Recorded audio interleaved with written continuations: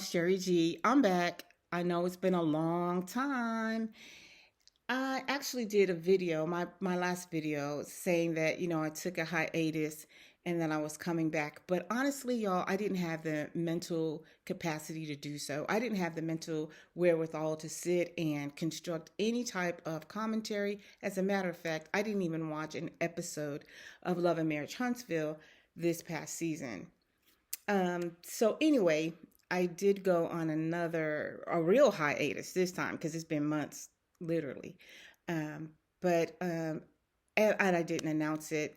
I apologize. But there was so much going on with my father as far as his health and then other things as it pertains to my father and my siblings and I just trying to sort through that, process everything.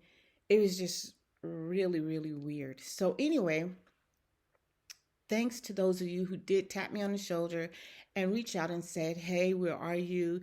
Are you coming back? You've been missed." I really appreciate you. I appreciate the prayers. I appreciate the support. I appreciate the understanding and the patience.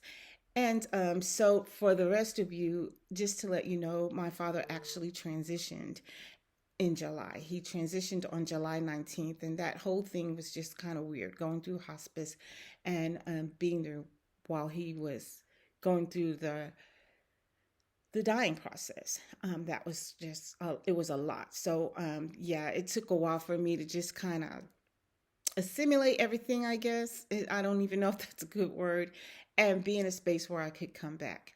And it was weird because we noticed, or I did, that things started happening with my father last October. So October of 2023. And we just lost my mom like 11 months prior. So it was a year for her, November of 2023. And then this month, in a few days, it'll be 2 years that she's been transitioned. So it's just been a really crazy time for me and for my siblings. So anyway, y'all, once again, thanks for the support, the prayers. Thanks for reaching out. I am back, and I do want to talk about Love and Marriage Huntsville. I was able to keep up. Um, I was able to keep up by going back and visiting some of the trailers that were dropped. I was in the bushes here and there, and every now and then I said hello to let everyone know that I was there. Um, and then social media. Social media has been crazy with this cast. What did Carlos King call it? The messiest show you ever wanted to see? It, he wasn't lying. That is the truth, the whole truth, and nothing but the truth. It's been nothing but mess. But anyway, y'all, I want to talk about this last trailer that was just recently dropped. And I got a question for y'all. I'll ask it in when I come back. So first of all, let me go ahead and drop my disclaimer because we want to make sure we're all good here with the copyrights and blase, fair use, all that. So anyway, I'm going to drop my trailer and I'll be right back. Hang tight.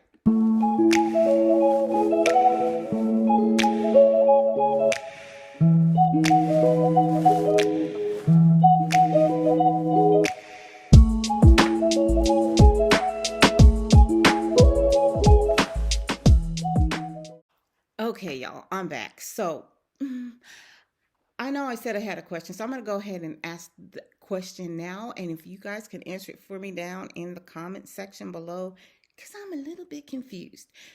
What season is this? So I saw an advertisement and it said that Love and Marriage Huntsville is returning for a new season on November 2nd. Now, I know the show's coming back November 2nd, but I thought it was the same season, just a different half. So, in other words, I thought we were in season 8 and that we saw the first half of season 8, season 8A, and that we were coming back for season 8B.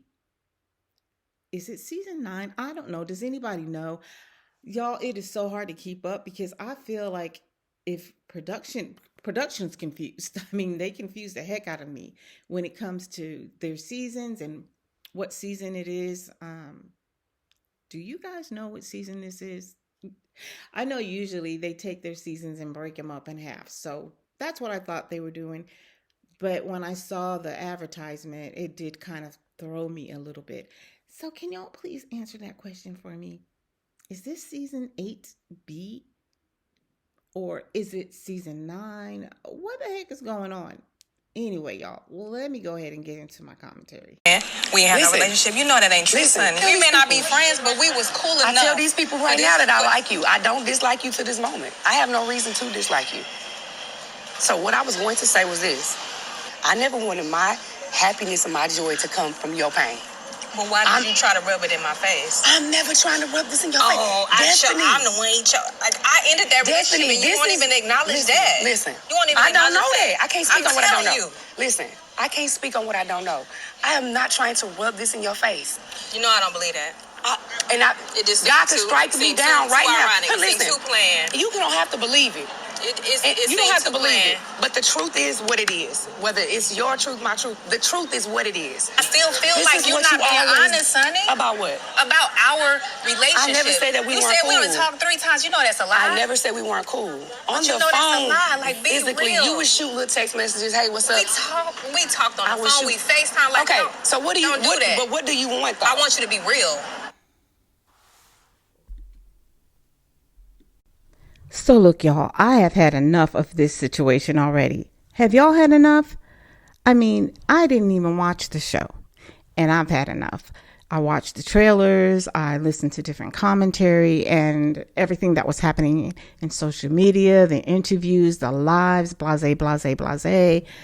But here we are in a brand new season talking about the same old, same old. Why are we still here? Y'all, it's my opinion that this storyline, it has zero substance and it brings nothing of value to this show. Not one thing. Both sides have already presented the situation from their individual vantage points. Sunny standing firm on hers and Destiny standing firm on hers. Yeah, it's way past time to move on. But in true love and marriage Huntsville fashion, here we are again with the same old, same old. Now, in this particular trailer, it really seemed to me that Destiny was really hell-bent on proving her relationship with Sunny. More than anything else, you know, she wanted to just make a point that, you know, it was a relationship, you know, like it was a friendship, like we were cool, she said. Well, actually, she said we were friends, and then Sunny said we weren't friends. She said, well, we were cool, and then, you know, Sunny agrees with her. We were cool. So I think they have two different ways of looking at the situation. Like for Destiny, I feel like she sees being cool as being friends. Like to her, it's probably like the same thing or pretty close to the same thing. But, you know, so for me, when I think of being cool with someone, that just means that we're cordial. I'm accepting of them in a way. I can tolerate them. We can share the same space. There's no problems or qualms. But I could probably take them or leave them. Like, you know, I might wonder if they disappear, what happened to them. But there's just there's not really like a strong connection. Not as if this person was really my friend. But I really feel like for Destiny, being cool with someone is just a little bit stronger. It might even, in her mind, it might even constitute trusting someone to the point of not breaking girl code. And so what is girl code anyway? Like, what is girl code? What is it all about? So when I think of girl code, it's all about respecting your besties, you know, like my friends, my real close friends. I protect their secrets. I tell them the truth. I support their decisions. I think in general, girl code discourages you from pushing people who your friend has an emotional investment in. Pursuing people who your friend has an emotional investment in, like their crushes and exes. And girl code is also, to me, about how you treat other women. So I'm standing with Destiny. I feel like Sunny, in a way, broke girl code. Now, I feel like Sunny, when she says we were cool, She's even stated herself it was just for the show. I was your producer. I had to get information. She even said that Destiny didn't give much information, but she did know that Destiny had a vested interest. She had an interest. She had her eyes on Moses. She had a thing with Moses. So I do think that because of even just their working relationship, her being her producer, that she broke girl code. So just in case you were wondering how I felt about it, that's how I feel about it. But so yeah. But at the same time, I still feel strongly that it's time to move on. I think at this particular point in time, it just doesn't matter anymore. Moses and Sonny are married. Yeah, they got a lot of trials going on in this marriage already because, they're such a newly married couple. And, they got the situation with him being incarcerated, and people are speculating that she could be pregnant. So that's just not good, right? Because he may not be able to be there when the baby's born. But anyway, if it's true, right? That's just a speculation, if that's true. And I could see where Destiny could be feeling some type of way because the way she's carrying on in these scenes, on these episodes, it's like she really had a thing for Moses. And I feel like she had stronger feelings for Moses than Moses had for her.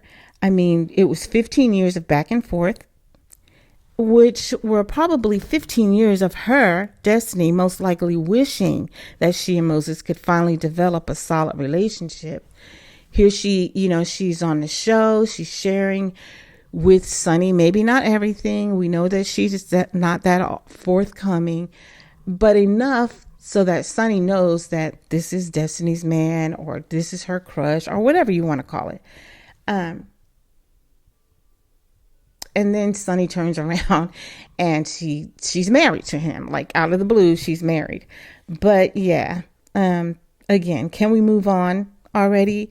And now, outside of this whole calamity, what is this trio? And when I say trio, I'm talking about Sonny, I'm talking about Destiny and Moses. What are they bringing to the show? Because for me, Destiny is still bringing the same nothing that she brought before she was put on pause before. So, she was on the show before. She didn't get a contract for whatever reason. She didn't come back, but we know that most of the audience was complaining. Most of the fans were complaining about her lack of truth, or her lack of sharing information, her not being willing to open up about her life. And I thought that she was going to come back this season and talk a whole lot more about her own personal life outside of this saga. Because she was talking so much out in social media, but she didn't do that at all.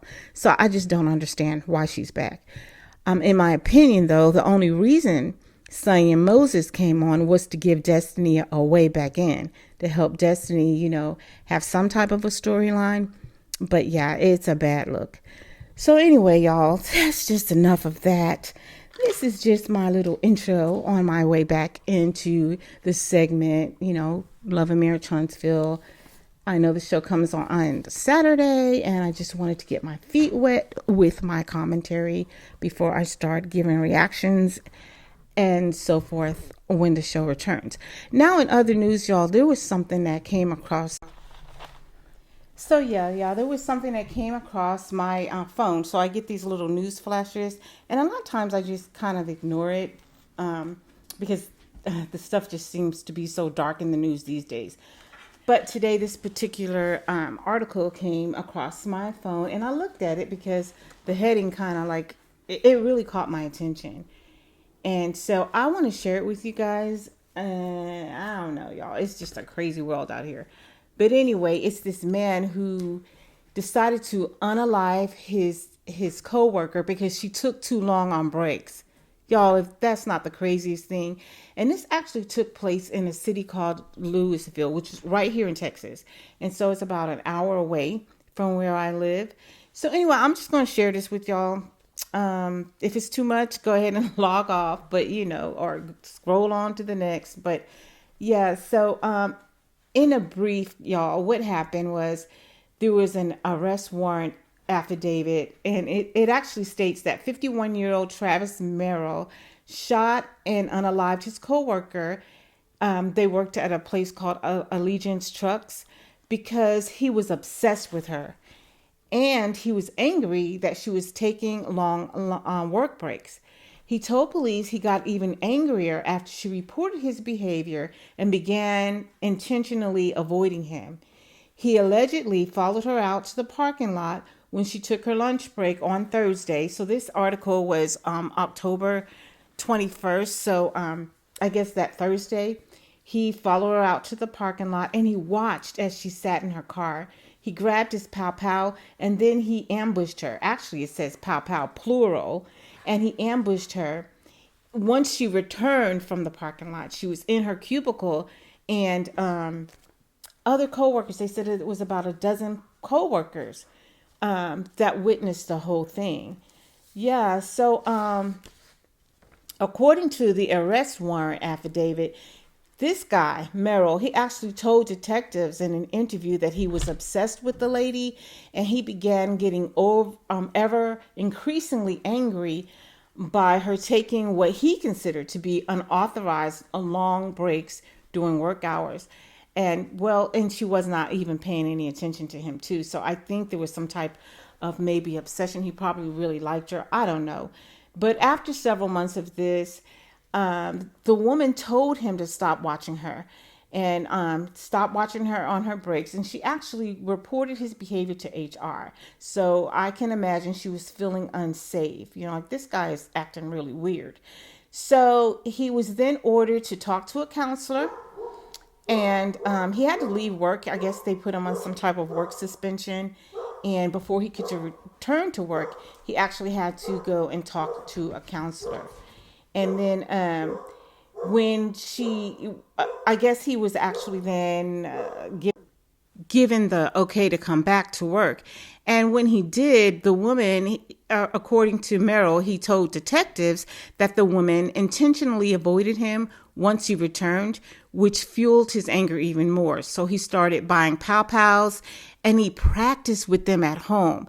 Y'all, if this ain't the craziest thing, he said he brought his pow pows to work on several occasions, but he didn't do anything because it didn't feel like the right time. What a psycho. Anyway, Merrill admitted to the detectives that he followed her out into the parking lot while she took her breaks, her break on that particular day.